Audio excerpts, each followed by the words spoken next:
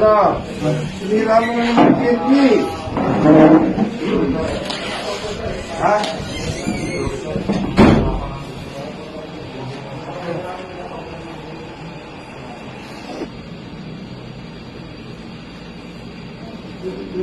Bata ako na aaway. Pulis pang ka pa lang. Paano ngayon kakainin? Paano mag-aaral yun kung matatanggal ka sa serbisyo? Hindi po. Tatanggalin talaga ka namin sa serbisyo. You drag the entire organization. Parang aso lang na namatay ng tao at close range, even at the height of your anger. Dahil gusto ka bang sabihin, nandito si Diaz Giran ng IAS. Ipapasigot ka agad namin yung pre-charge mo.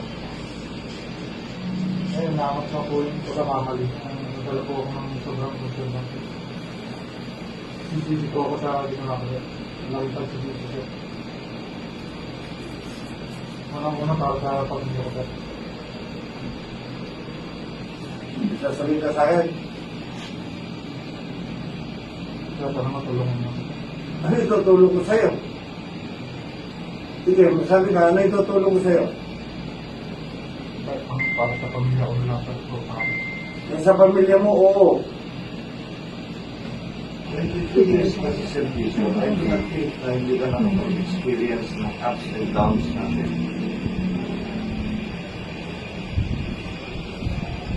Ito tinuturo sa inyo yan, yung deep breathing. Pag pinahalas ka, binubuli tayo bilang alagad ng batas, yung malalim na.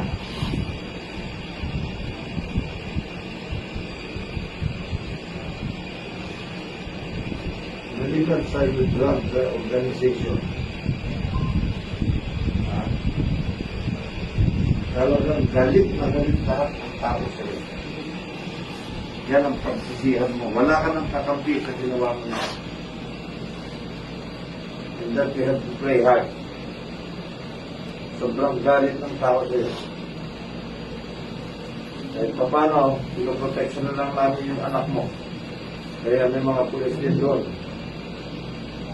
Yan ang ipagdasal mo.